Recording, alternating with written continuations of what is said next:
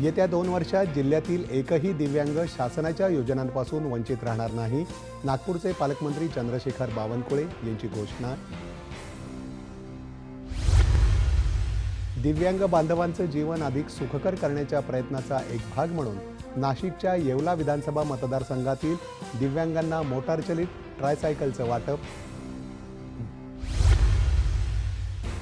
अहिल्यानगर जिल्ह्यातल्या ममदापूर इथल्या कत्तलखान्यावर स्थानिक गुन्हे शाखेची कारवाई, 10,62,000 रुपयांचा मुद्देमाल जप्त।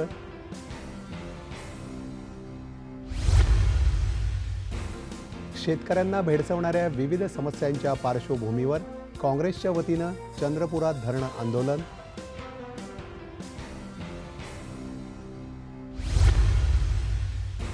3 मार्च या जागतिक श्रवण दिनानिमित्त मुंबईच्या आलियावर जंग संस्थेच्या वतीनं विविध उपक्रमांचं आयोजन।